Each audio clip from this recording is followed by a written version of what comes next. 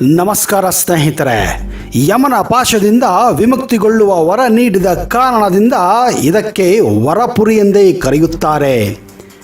ಯಮಧರ್ಮರಾಯ ಯಮಪಾಶವನ್ನು ಹಾಕಿ ಎಳೆದ ಕುರುಹುಗಳು ಬೆಟ್ಟದ ಮೇಲಿರುವ ಭಾಮಿಯಲ್ಲಿ ಇಂದಿಗೂ ಗೋಚರಿಸುತ್ತವೆ. ಇಲ್ಲಿನ ಗುಹೆಯಲ್ಲಿ ಮಕ್ಕಳು ಮಲಗುವಂತಹ ಶಿಲಾ ತೊಟ್ಟಲಿಗಳಿವೆ. ಇಲ್ಲಿ ಒಂದು ಕಾಲದಲ್ಲಿ ಲವಕುಶರು ಮಲಗುತ್ತಿದ್ದರು ಎಂದು ಐತಿಹ್ಯ ಸಾರುತ್ತದೆ. ಹಾಗಾದರೆ ಈ ಪ್ರದೇಶ ಯಾವುದು? ಈ ಬೆಟ್ಟ ಯಾವುದು? ಇಲ್ಲಿಯ ದೇವಾಲಯ ಯಾರಿಗೆ ಸಮರ್ಪಿಸಲಾಗಿದೆ? ಈ ದೇವಾಲಯದ ವಿಶೇಷತೆ ಏನು, ವೈಶಿಷ್ಟ್ಯತೆ ಏನು? ಈ ಎಲ್ಲ ಮಾಹಿತಿಯನ್ನು ಈ ವಿಡಿಯೋದಲ್ಲಿ ನಿಮಗೆ ಕೊಡಕ್ಕೆ ಹೋಗ್ತಾ ಇದ್ದೀನಿ. ಒಂದು ವೇಳೆ ನೀವು ಈ ಚಾನಲನ್ನು ಇನ್ನೂ ಸಬ್ಸ್ಕ್ರೈಬ್ ಮಾಡದೇ ಇದ್ದರೆ ದಯವಿಟ್ಟು ಈಗಲೇ ಸಬ್ಸ್ಕ್ರೈಬ್ ಮಾಡಿ, ಜೊತೆಗೆ ಬೆಲ್ ಐಕನ್ ಕೂಡ ಪ್ರೆಸ್ ಮಾಡಿ.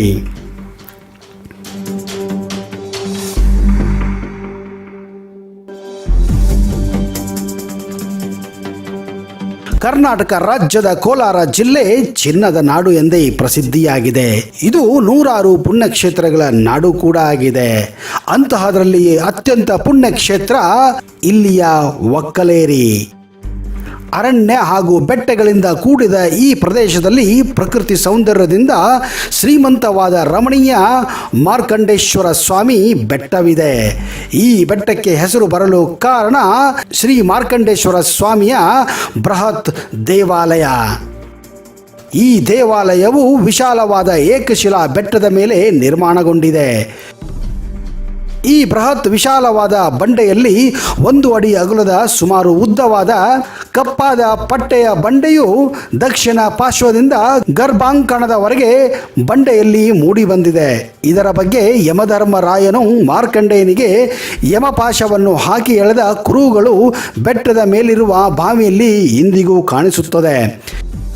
ಯಮ ಬಂದು ಎಳೆದಾಗ ಮಾರ್ಕಂಡೇಯ ಶಿವಲಿಂಗವನ್ನು ಕೈಗಳಿಂದ ತಬ್ಬಿ ಹಿಡಿದಾಗ ಉಗುರಿನ ಗುರುತುಗಳು ಶಿವಲಿಂಗದ ಮೇಲೆ ಇನ್ನೂ ಗೋಚರಿಸುತ್ತವೆ. ಇಂತಹ ಅದ್ಭುತ ಶಿವಲಿಂಗ ಹಾಗೂ ದೇವಾಲಯ ಇರೋದೇ ಈ ಒಕ್ಕಲೇರಿಯಲ್ಲಿ. ಒಕ್ಕಲೇರಿ ಕರ್ನಾಟಕ ರಾಜ್ಯದ ರಾಜಧಾನಿ ಬೆಂಗಳೂರಿನಿಂದ ಸುಮಾರು 62 ಕಿಲೋಮೀಟರ್ ದೂರದಲ್ಲಿದ್ದರೆ ಜಿಲ್ಲಾ ಕೇಂದ್ರವಾದ ಕೋಲಾರದಿಂದ ಸುಮಾರು 12 ಕಿಲೋಮೀಟರ್ ದೂರದಲ್ಲಿದೆ. ಹಾಗೆಯೇ ಮಾಲೂರಿನಿಂದ ಸುಮಾರು 13 ಕಿಲೋಮೀಟರ್ ದೂರದಲ್ಲಿದೆ. ಹತ್ತಿರದ ರೈಲ್ವೆ ನಿಲ್ದಾಣ ಎಂದರೆ ಅದು ಕೋಲಾರದಾಗಿದೆ. ಒಕ್ಕಲೇರಿ ಹಾಗೂ ಸುತ್ತಮುತ್ತ ಗ್ರಾಮಸ್ಥರ ಆರಾಧ್ಯ ದೈವನಾಗಿ ಹಾಗೂ ಪದ್ಮಶಾಲಿ ಜನಾಂಗದ ಕುಲದೈವನಾದ ಮಾರ್ಕಂಡೇಶ್ವರ ಸ್ವಾಮಿ ಅವತಾರದ ಬಗ್ಗೆ ಒಂದು ಪುರಾಣ ಕಥೆಯೇ ಇದೆ. ಬ್ರಹ್ಮ ಮಾನಸ ಪುತ್ರನಾದ ಭೃಗು ಮಹರ್ಷಿಯ ವಂಶಸ್ಥನಾದ ಮೃಕುಂಡು ಮಹಾಮುನಿ ಹಾಗೂ ಮರುದ್ವತಿ ದಂಪತಿಗಳಿಗೆ ಬಹಳ ಕಾಲಗಳಿಂದ ಮಕ್ಕಳಿರುವುದಿಲ್ಲ. ಮೃಕುಂಡು ಪುತ್ರನಿಗಾಗಿ ಪರಮೇಶ್ವರನ ಕುರಿತು ತಪಸ್ಸು ಮಾಡುತ್ತಾರೆ. ತಪಸ್ಸಿಗೆ ಮೆಚ್ಚಿದ ಈಶ್ವರ ಪ್ರತ್ಯಕ್ಷನಾಗಿ ಜ್ಞಾನಿಯೂ ದೈವಭಕ್ತನೂ ಆದ ಅಲ್ಪಾಯುಷಿ ಮಗ ಬೇಕೋ ಅಥವಾ ದೀರ್ಘಾಯುಷಿಯಾದ ಲೋಕಕಂಟಕನಾದ ಮಗ ಬೇಕೋ ಎಂದು ಕೇಳುತ್ತಾರೆ. ಮೃಕುಂಡು ಮಹರ್ಷಿಗಳು ಅಲ್ಪಾಯುಷಿಯಾದರೂ ಜ್ಞಾನಿಯಾದ ಮಗನೇ ಬೇಕೆಂದು ಹೇಳುತ್ತಾರೆ. ಹೀಗೆ ಅಲ್ಪಾಯುಷಿಯಾಗಿ ಜನಿಸಿದವನೇ ಈ ಮಾರ್ಕಂಡೇಯ. ತಾನು ಅಲ್ಪಾಯುಷಿ ಎಂದು ತಿಳಿದ ಮಾರ್ಕಂಡೇಯ ತನ್ನ ತಂದೆ ತಾಯಿಗಳ ಸಂತುಷ್ಟಿಗಾಗಿ ಶಿವನನ್ನು ಕುರಿತು ತಪಸ್ಸನ್ನು ಆಚರಿಸುತ್ತಾನೆ. ಆತನ ಆಯಸ್ಸು ಮುಗಿದ ದಿನ ಈಗಿನ ಒಕ್ಕಲೇರಿಯ ಬೆಟ್ಟದ ಶಿಖರದಲ್ಲಿ ಮಾರ್ಕಂಡೇಯ ಶಿವಪೂಜೆಯನ್ನು ಮಾಡುತ್ತಿರುತ್ತಾನೆ. ಆಗ ಅಲ್ಲಿ ಅವನ ಪ್ರಾಣವನ್ನು ಕೊಂಡೊಯ್ಯಲು ಯಮಧರ್ಮ ಆಗಮಿಸುತ್ತಾನೆ. ಅವನ ಕೊರಳಿಗೆ ಪಾಶ ಹಾಕಿದಾಗ ಮಾರ್ಕಂಡೇಯ ಶಿವಲಿಂಗವನ್ನು ತಬ್ಬಿ ಹಿಡಿಯುತ್ತಾನೆ. ಯಮ ಬಲವಂತವಾಗಿ ಅವನನ್ನು ಎಳೆಯಲು ಪ್ರಾರಂಭ ಮಾಡುತ್ತಾನೆ. ಲಿಂಗದಿಂದ ಕೋಪಿಷ್ಠನಾಗಿ ಎದ್ದು ಶಿವ ತನ್ನ ತ್ರಿಶೂಲದಿಂದ ಯಮನನ್ನೇ ಕೊಲ್ಲಲು ಮುಂದಾಗುತ್ತಾನೆ. ನಂತರ ಮಾರ್ಕಂಡೇಯನಿಂದಲೇ ಶಾಂತನಾಗಿ ಮಾರ್ಕಂಡೇಯನಿಗೆ ಚಿರಂಜೀವಿಯಾಗು ಎಂದು ವರ ನೀಡುತ್ತಾನೆ. ಯಮನನ್ನು ಗೆದ್ದು ಚಿರಂಜೀವಿಯಾದ ಮಾರ್ಕಂಡೇಯನನ್ನು ರಕ್ಷಿಸಲು ಭುವಿಯಲ್ಲಿ ಅವತರಿಸಿದ ಶಿವ ಇದೇ ಬೆಟ್ಟದಲ್ಲಿ ಮಾರ್ಕಂಡೇಶ್ವರನಾಗಿ ಬೆಟ್ಟವೇರಿ ಬರುವ ಭಕ್ತರನ್ನು ಇಲ್ಲಿ ಸಲಹುತ್ತಿದ್ದಾನೆ.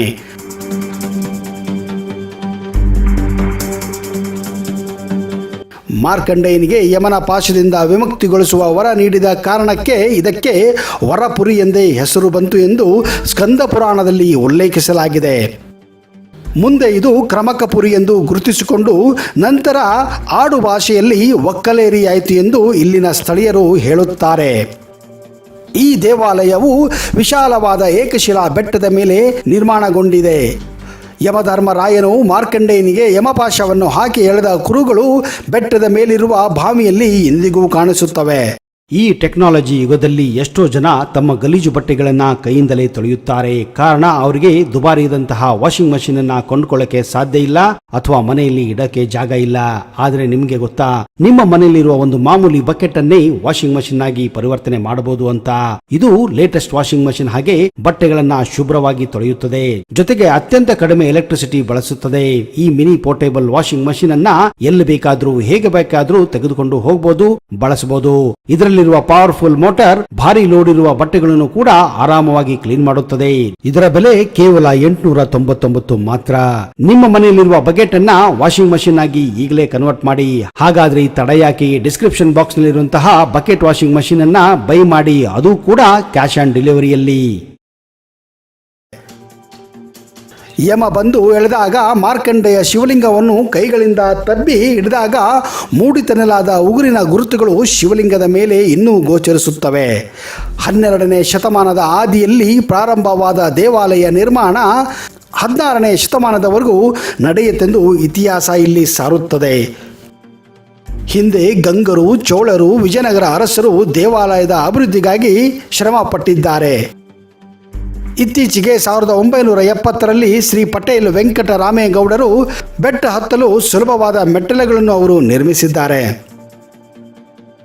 1988ರಲ್ಲಿ ದೇವಾಲಯಕ್ಕೆ ಗೋಪುರ ನಿರ್ಮಾಣ ಕಾರ್ಯ ಆರಂಭವಾಗಿ 1990ರಲ್ಲಿ ಅನಾವರಣಗೊಂಡಿತು.